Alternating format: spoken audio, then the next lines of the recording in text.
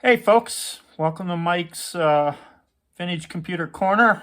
It's time to bring out my Mac 128K and do a demo, see if it still works. I plan on selling this system once it's fully working. I had it out 4 or 5 years ago was the last time I had it out, so I haven't touched it since. It's been sitting in a closet since then, so you get to enjoy the ride along with me. Hopefully it still all works as it did when it was put away, but who knows with these vintage computers. Sometimes they don't sit around very well.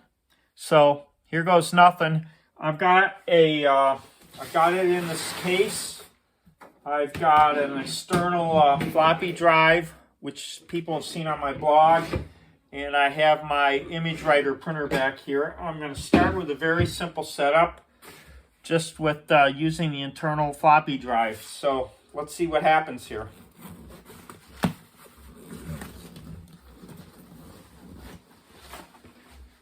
So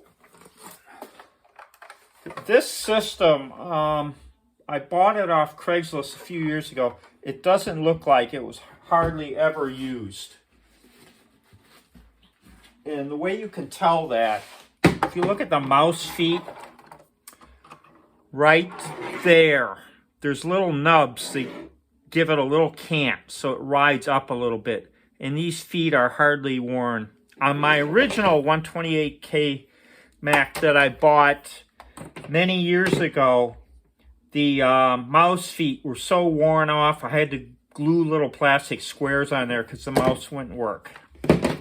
So I hope I've got everything here. Actually, here is the mouse that went with my original Mac 128K. And you can see where I glued little plastic pieces on it. This is not going with the system I'm selling. It's staying with my MacQuarium. Actually, I put it over next to it.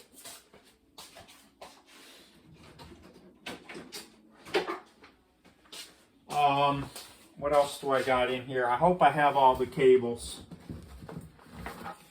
I've got the printer cable here. I've got the power cable here. I've got a second power cable, which is the better one.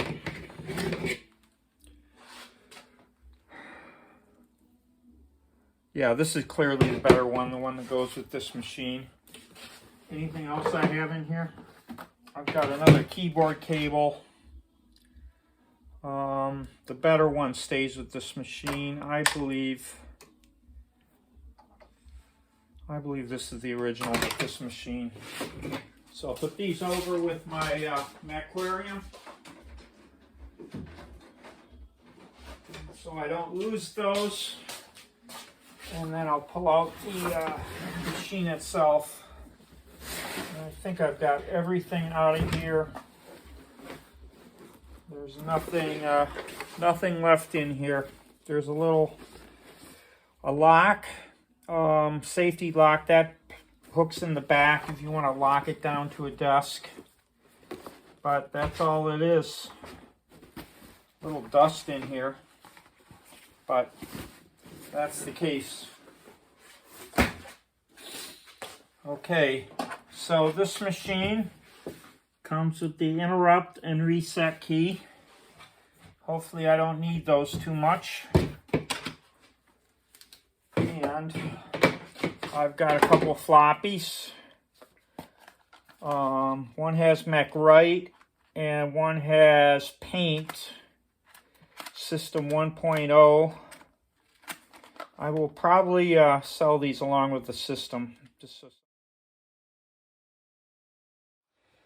Okay, folks, I just had an epic fail. I booted up the machine. It came up perfectly, and the video wasn't running. But this is the system I bought off Craigslist 4 or 5 years ago, and if you look at my blog, I got it all working. So I just powered it up. So I was going to do it just randomly in this video, but the video wasn't on. But here's what happened.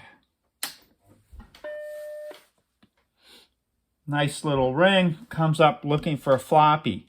I have, I'm going to eventually sell this system. I've got a system disk with MacWrite, another one with MacPaint, and one with MultiPlan. I don't know what else is in these disks, but I'll probably provide a few disks with the system. But you turn it on, like so. I get a happy Mac face, so the floppies work and everything looks pretty good. So what I'll do is I'll do a little demo, show you some of the features of this early Macintosh, and we'll go from there. Got a little glare. I wonder if I change the that's a little better. Okay, so you've got a Apple bar, says about the Finder. Here we are, version 1.0, January 18th, 1984. So that's the first version. You got some features, an alarm clock.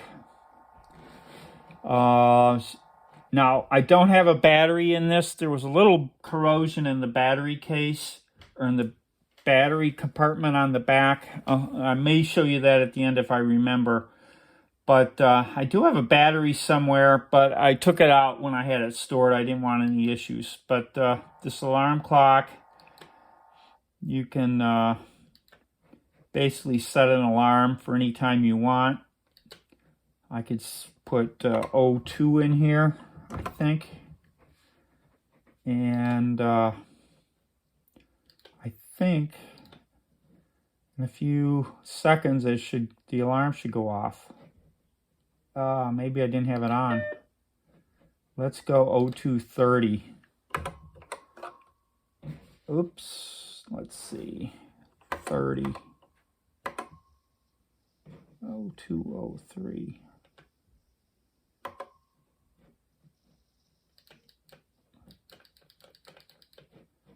Um, 30. I don't know why. I don't know how to operate this computer anymore. Huh, isn't that funny?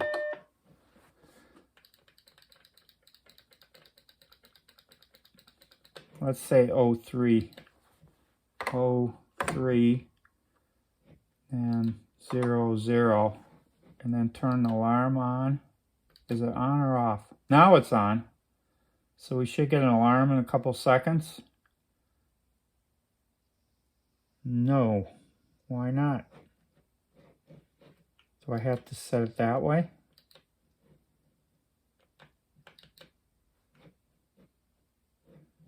Let's say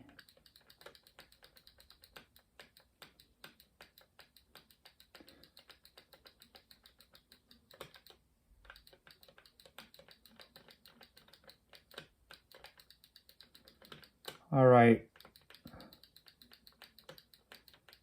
8, 9, 10. Okay, 42. See what happens in a couple seconds.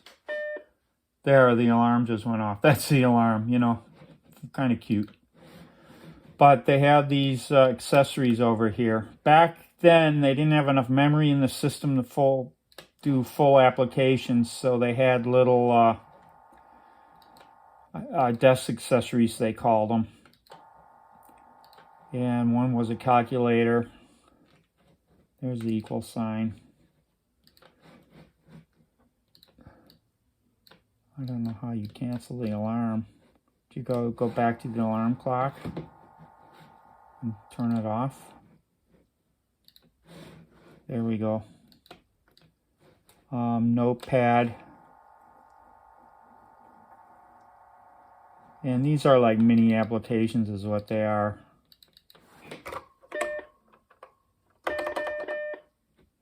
I wonder why it's beeping.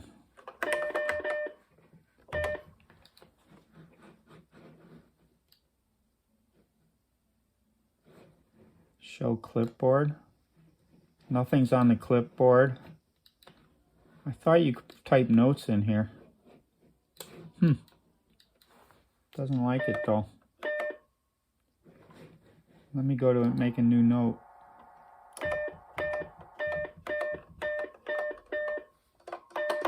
I don't know what. That's kind of interesting. Calculator, keycaps. Now this, the way they did the Macintosh, they thought of international support right away, so they had different keyboards.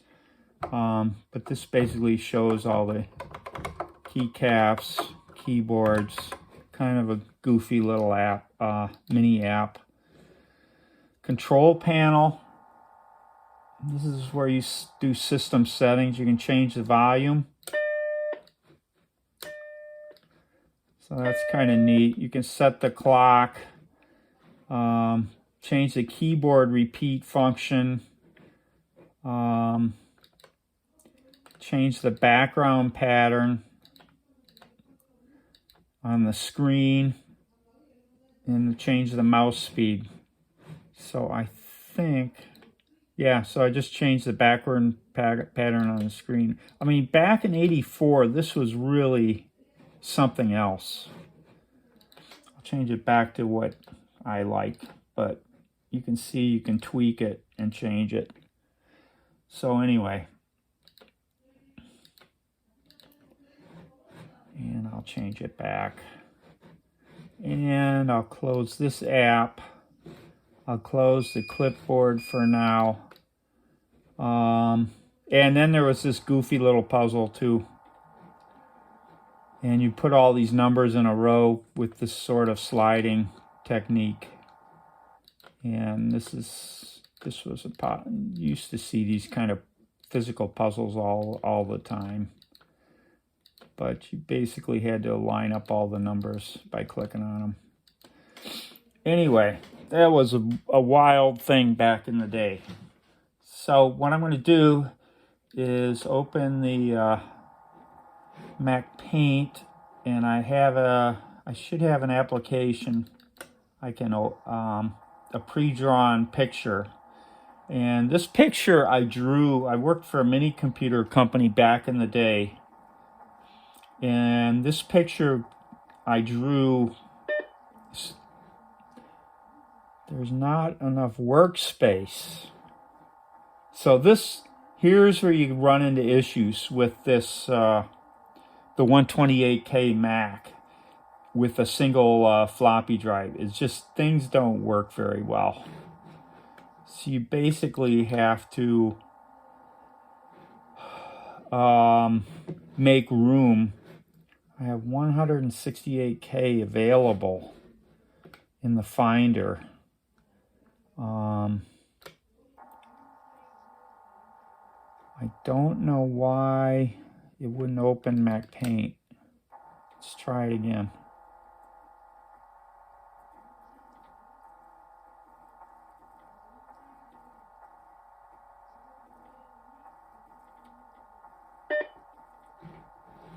Can't find workspace on the default drive. That's interesting.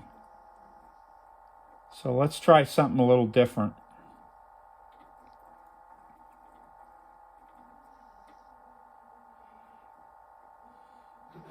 Let's eject this drive. Clean up. View, edit, get info, eject. All right, I'll eject this drive, put in a different drive, and let's try something else.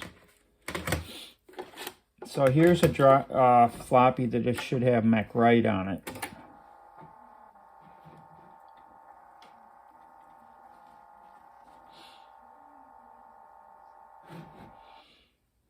So I have the same thing here. I have a let's see what happens if I open MacWrite, if it will find a space.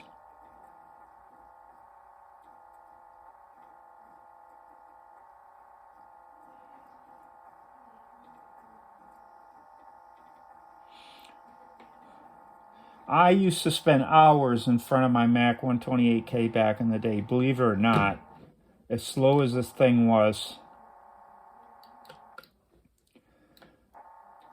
So let's open a, I have a test thing here. Test document. This is a test and another test. So I have a test here. I can type in, this is my Macintosh.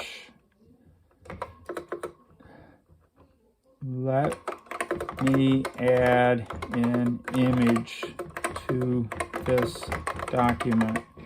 So you had a different way, you had a ruler up here, and a lot of this stuff still works the same way on modern computers.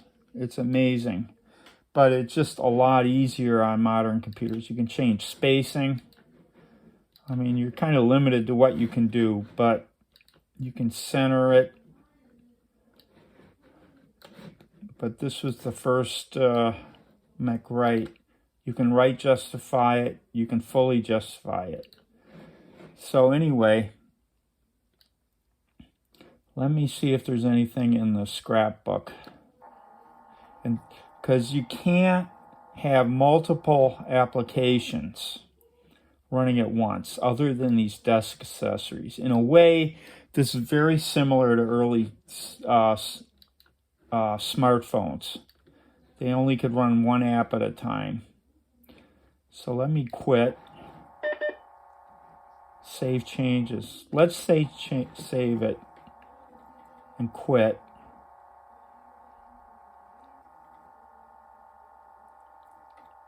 And this thing, it is a pain to use with a single floppy.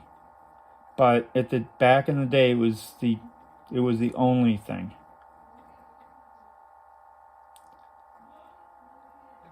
So I've got this application can't be found to open this file. So somehow I've got copy to Mac on this one. Let me eject this one and delete copy to Mac on the other one. Eject.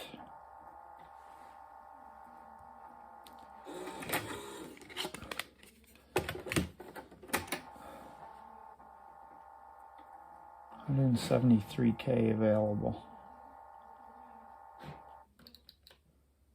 This one has 168. So let me delete copy to Mac.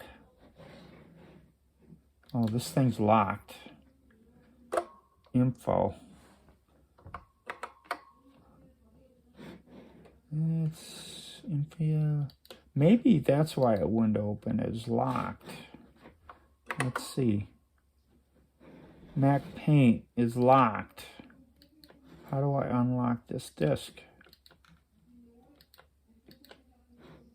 So you guys are experiencing what I am. I've used this 4 or 5 years ago, and I've forgotten how oh, let me eject it. There's a little tab on the back of these discs. You're probably screaming at me through the phone. Right there. So this thing's locked. Let me unlock it and see if I can get that image open.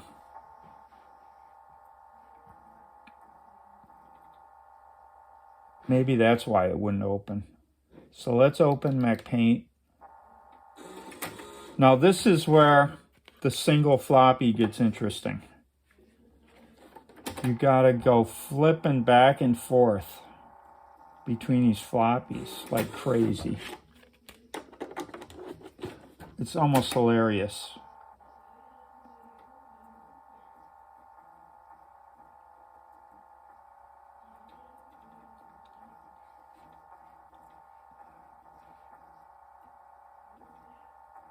Maybe it'll open this time then, although I don't have the disk locked.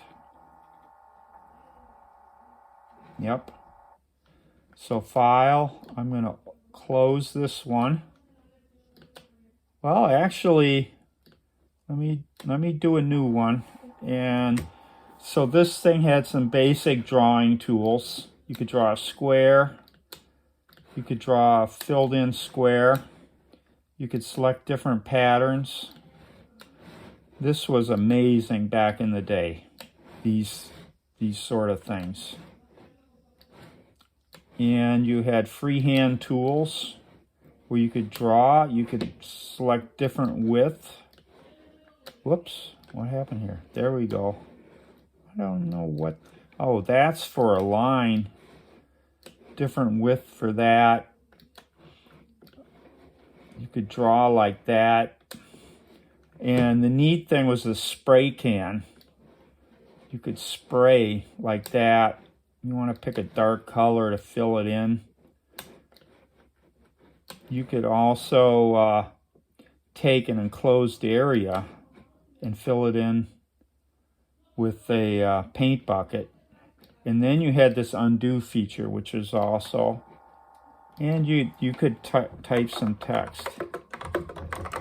So this gives you, this was amazing stuff, at least to me, back in 1984. So you could draw and it would fill in. Pretty cool, right? You could do diagonal stuff. Then you could do, let's say you want to fill it in with bricks. It would basically anywhere it could find a connection, it would fill in, now that I remember this. So if I took the eraser, where's the eraser? Right here. Took a line across the middle and did fill with black. Well, black's not going to do much. Fill with this. Yeah. Isn't that interesting what it did? But then you had select, clear. You could select with a lasso and clear. So it had a, you know, for the time it was amazing. You could create your own patterns. I forgot about this part. So you could create your own patterns any way you wanted. So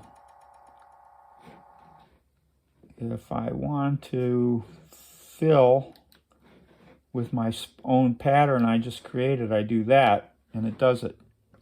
So that was amazing for the day. So, but what I'm going to do is I'm going to close this one. Save changes, nope. I'm going to open the Seahawk one.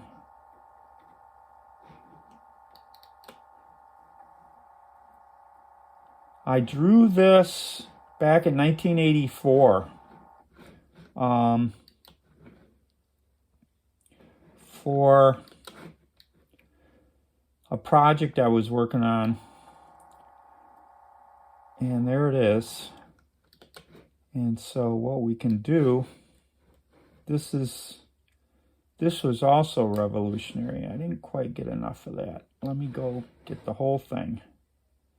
I could copy. Actually, this is part of one I did. The one I did had some texture in it. But anyway, that's okay. Then I can quit. And it saves the... just like a modern copy and paste. It really hasn't changed.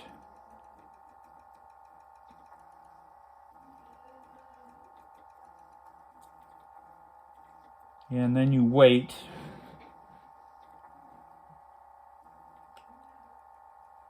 And I'm going to eject again.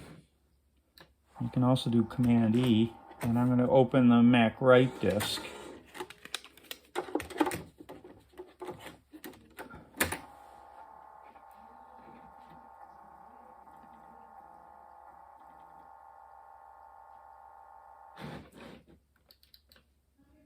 And that document I wrote before. And here we do the floppy swapping business.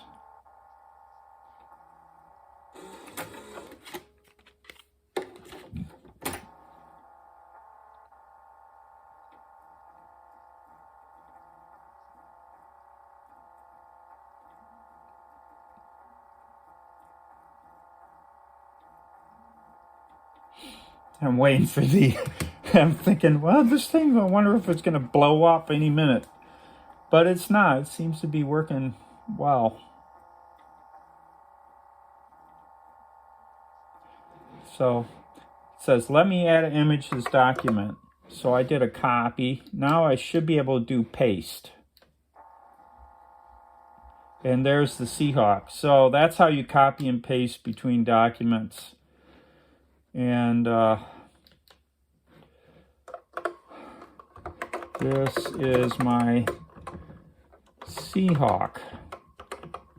Now, what I'm going to do is I'm going to save this. And I'm going to hook up the printer.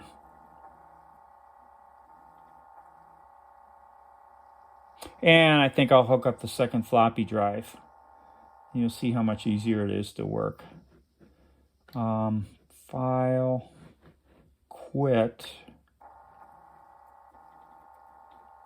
I'm going to have to shut this down to hook up the printer and the second floppy drive.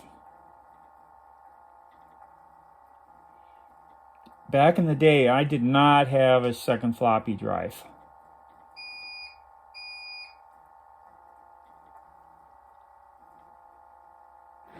And under shutdown, is there an eject? No. So there's no shutdown on this system. You got to manually shut it down. So I'll do that. Okay, the camera stopped because I ran out of memory. So I cleared out some memory. So here goes attaching the external floppy drive. I also had to fix this back a few years ago when I first set up this system. And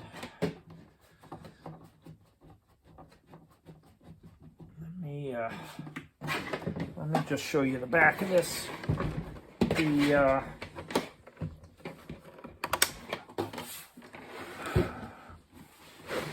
So those plug in nicely, and the printer cord plugs in nicely right there. This little battery door, there was a battery in there that was leaking, so there's a little bit of corrosion in there. I cleaned up some, but when I stored it after fixing it up, I didn't put the battery in. I'm going to have to find the battery. Because of that, it won't keep time over shutdowns. So you got to enter the time every time you boot it. Although, if I put a battery in there, it would work. So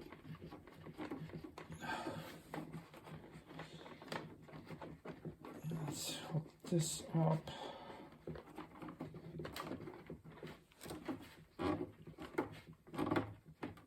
This printer actually came with my Macintosh in 1984. It didn't come with this new system, so it's seen a little more wear than the rest of this system. Okay, is that it? Yeah. Okay, there we go. All right, let me flip it back.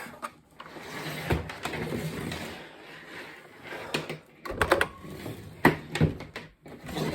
just flipped it the other way, didn't I?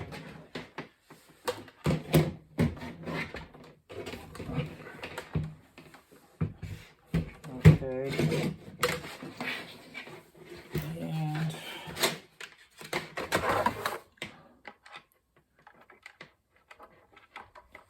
hook up the keyboard again. And I'll get the printer over here. Ooh, that's heavy.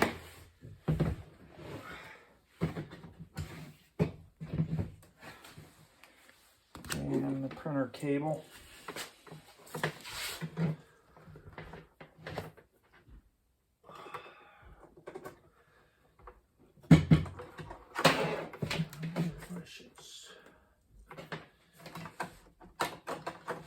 This printer, I believe, was also used with Apple IIs, sold with Apple IIs at the time.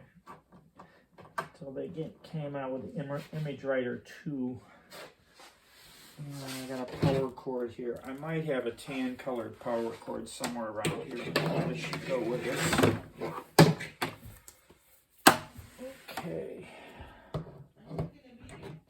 yet. Okay.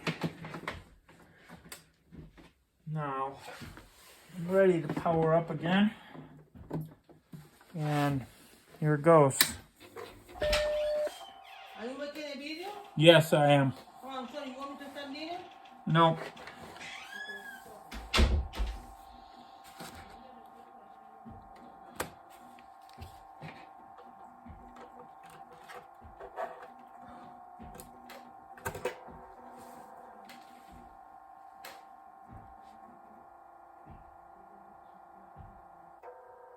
And there we've got, this is a lot easier with 2 floppies. It looks like that floppy's working too. But I can only, so if I did the same thing here,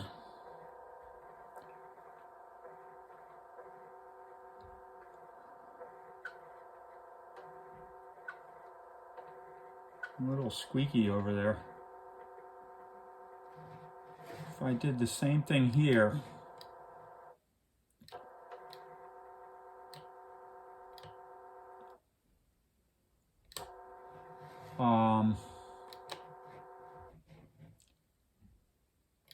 I can take this edit copy, and then the Apple, let me turn this a little this way. The Macintosh had this scrapbook, and you could paste things into the scrapbook.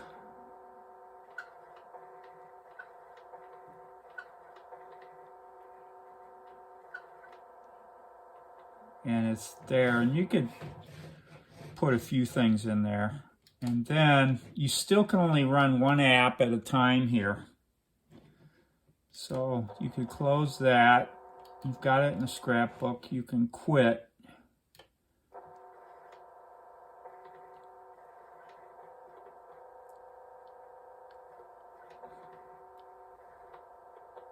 This thing is so memory limited. It's crazy. So everything's like getting paged in and off of disk.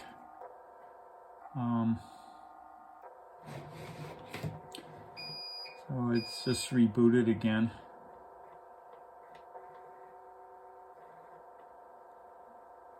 There, and I can open the Mac right.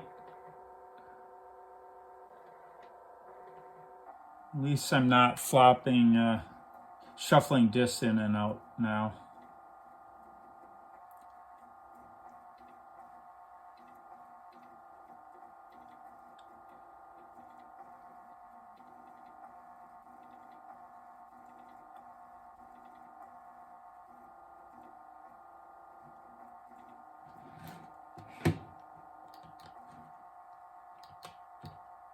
Open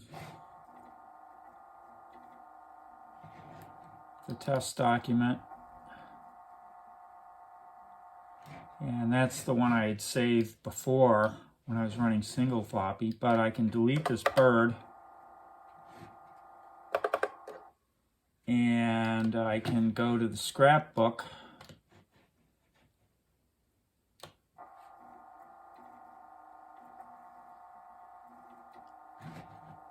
It says the space for rent.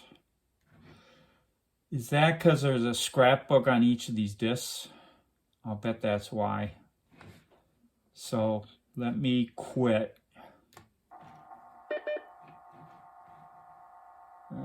Save changes, yep. Open the paint thing, and I'll bet the scrapbook on the paint disc has the birds. So the scrapbook,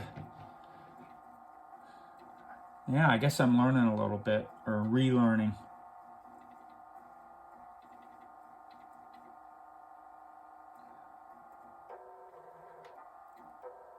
So it's basically rebooting the operating system again. So let's open MacPaint. Let's see what the scrapbook is here.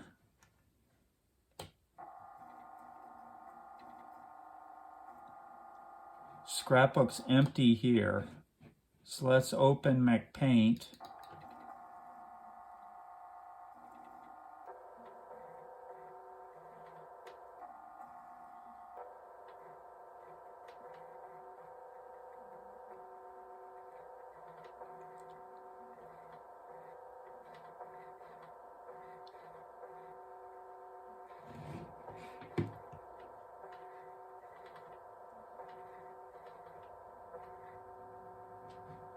Go to the scrapbook.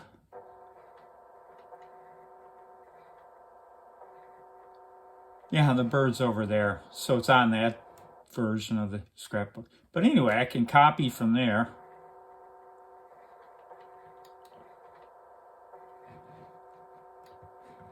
Quit.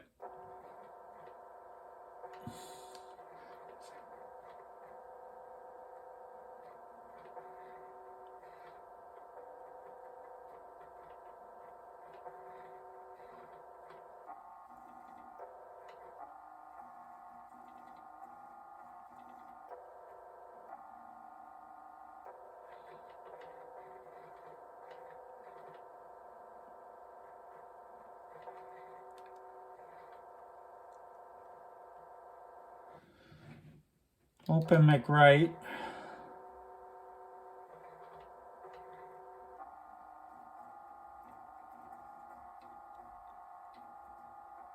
They must have been going out of their mind when they were testing this software. The stuff goes so slow. I mean, imagine having to make a software change and running through all kinds of permutations and stuff with the slowest system. Let me adjust this a little so you can see the printer. Let me close this one. Open. Test. That's the one I had before. This I saved without the Seahawk. So let's paste. And we got it again. So, I mean, that's kind of a rundown of the word processing functions. Eventually they added a Pascal language that was kind of cool to run here. I have a copy of Microsoft Multiplan, which was a spreadsheet, it works like a modern spreadsheet pretty much. So let's see if I can get the printer working. Turn it on, and it sounds okay. Let me put a piece of paper in there. Use a piece of blank paper. I don't have any. I threw out my fan fold paper. I had a whole box of it, but I threw it out. In my infinite wisdom of throwing things out. But let's see if we can print this document. Okay. Line feed. I have to go offline. Line feed. Yeah, it works. It's a little sticky. Let's see. Let's say select again. And let me try printing. Print.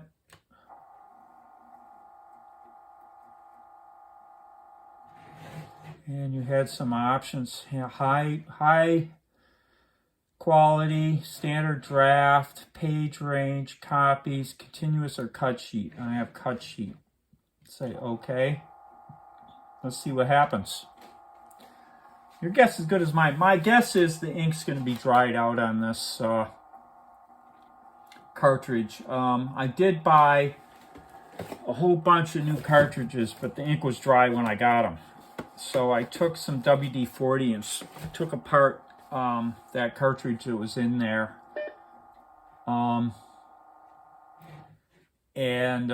sprayed it with WD-40 and put it back, and it actually revived the cartridge. So It says insert next sheet of paper, and I did.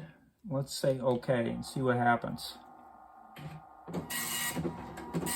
Oh, it's actually not too bad. It's amazing.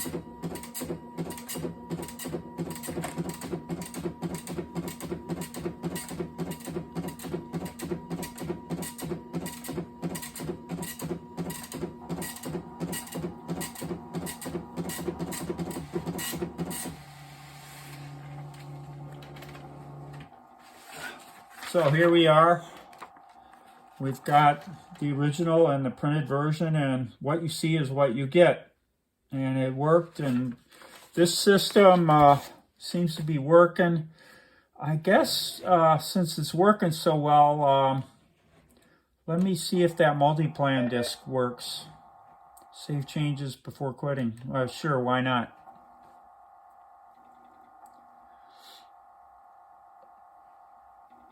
Now we go into wait mode again. Here's the multi-plan disk.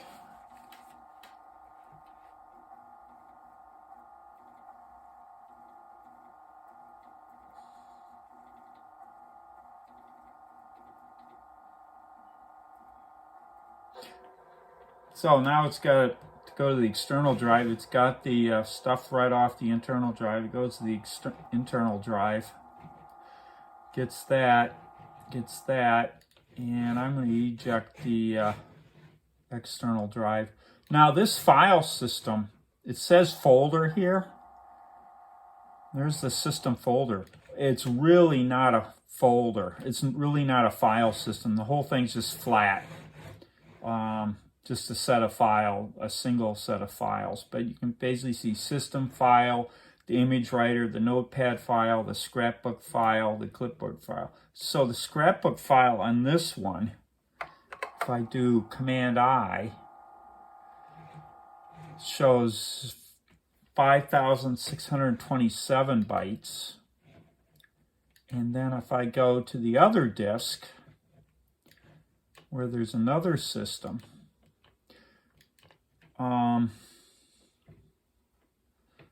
open it up. It's going to be smaller, I'm sure. Let's see. Yeah, 1,641 bytes. So you can actually run this system without a system folder on each disk. But if you've got a single floppy system, you're going to be like endlessly swapping disks in and out. It's extremely hard to do. That's why I've got a system folder on each of these disks. I could trash this one and run off this one, and it would work pretty good in this scenario with two floppies. But with one floppy, you're talking it's a nightmare. So I think if I drag this to the trash, it ejects it, but I'm not going to risk it. I'm going to do that.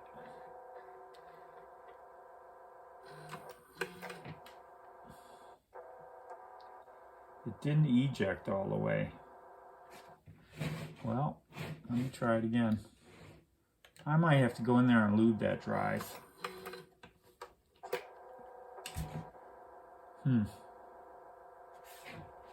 Let's try it again.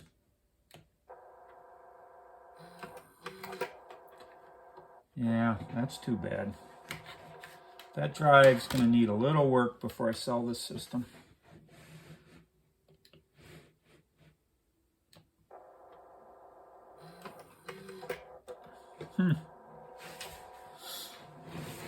Well, since that's the case, let me eject this one.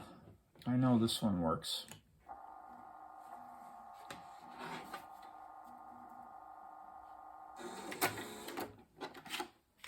And I'll put in the multi-plan disk here.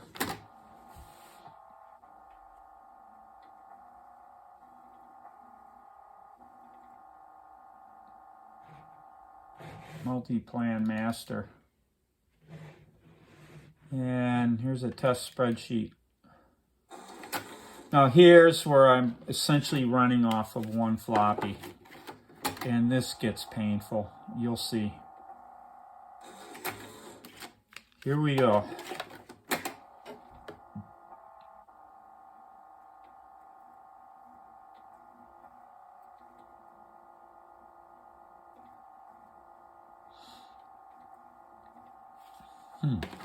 Maybe not. Oh, maybe there's a system disk system on this one. This is the Microsoft Multiplan.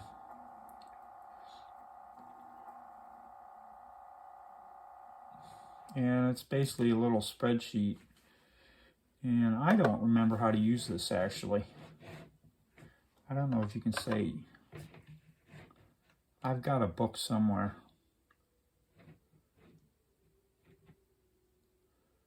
Format, options. I don't know how you put a formula in here. Do you put an equal sign? Equal. Row -1, column -1 times row -2, same column. Yeah, it works kind of like a modern spreadsheet. So there you go. And I imagine you can print a range. Page setup.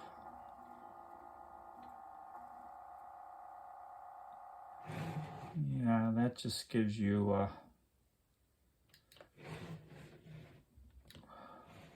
print. How does it know how much to print? Let me put another piece of paper in and we'll see how it looks.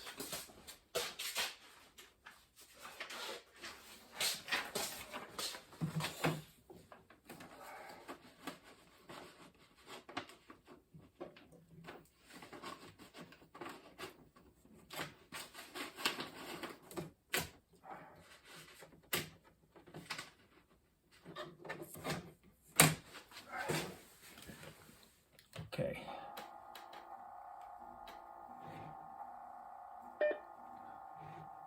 Disk is write protected. Ha! I must have write protected all these.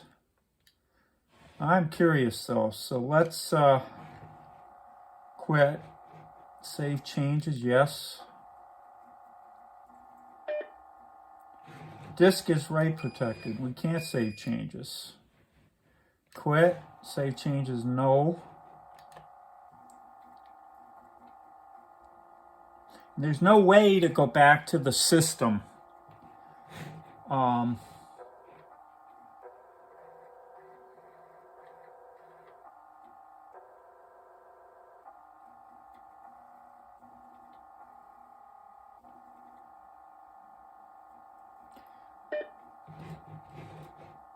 There's not enough room to save scrap. Well, that's because it's write protected. That item is locked or used and can't be removed. So I guess that doesn't eject.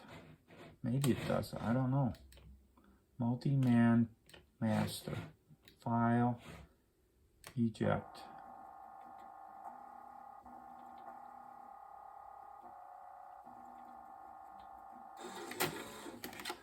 And I'll turn off the write protect.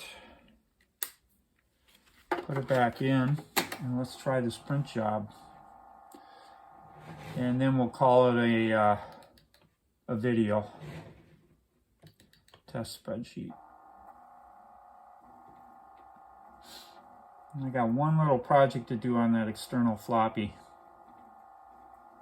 That shouldn't be too hard. These floppy drives are built like bricks. They're really well built compared to modern anything really.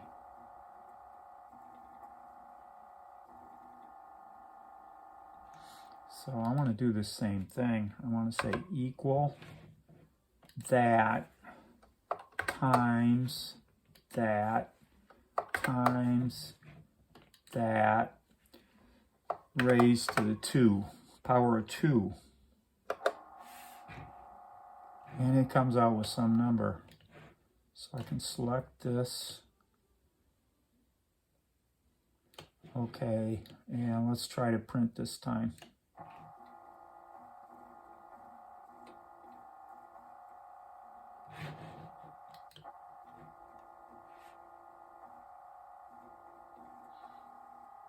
It's working better, isn't it?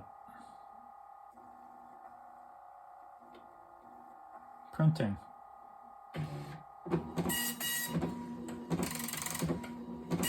Printing the whole. I wonder when it stops. It's printing the whole row of 6. It's printing the whole screen.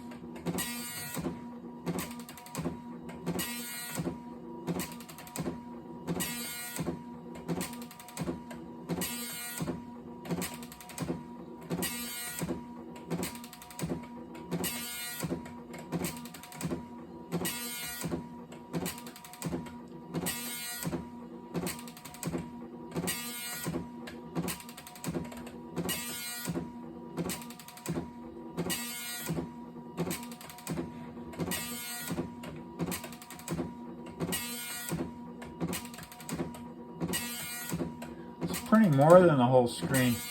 That's interesting.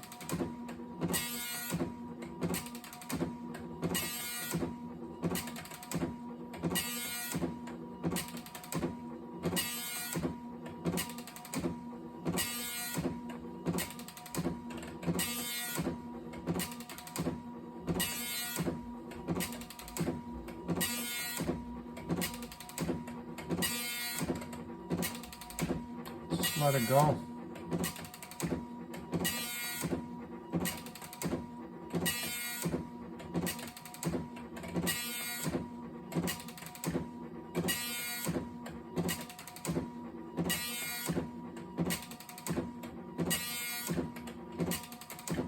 It says it's done. I'll quit this. Save changes. Yeah, I printed one page. I didn't have the paper in there straight, but I printed one page. Disk error. Huh. Save. Disk error. Wonder what that's about.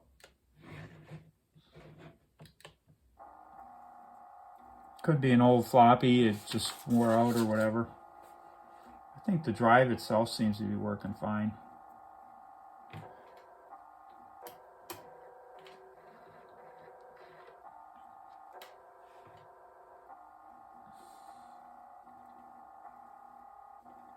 It might be full.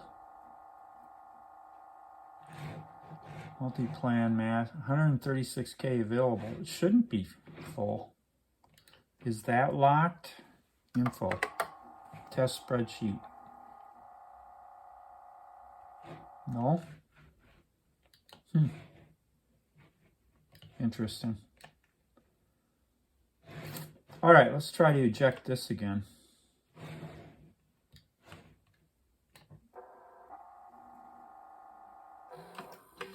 No, it's not going. I'm going to have to take that apart.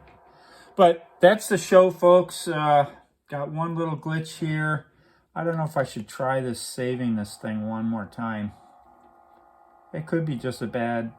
I think that floppy drive's working fine. I don't think it's the drive. It's either the software or the disk.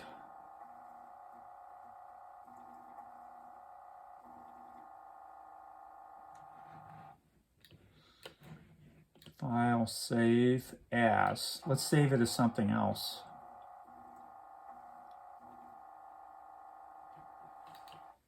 Test 2. Save.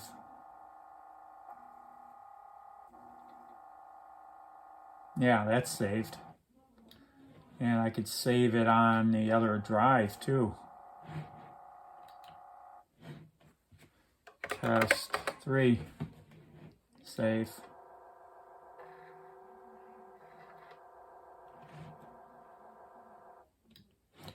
Yeah, I think that's about it, folks. Got one little thing to look at, which should just take a little lubrication or something. Like I said, these drives are really built well. But it's kind of fun to play with these old machines, see how...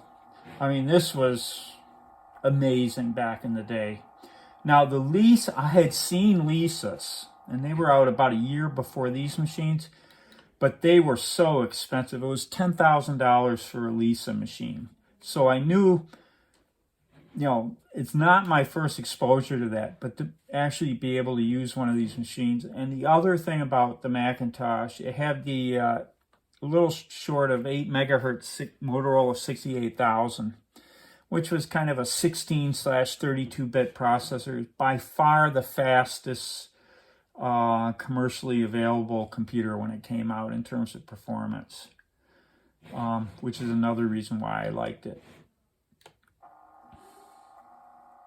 Anyway, I think that's it.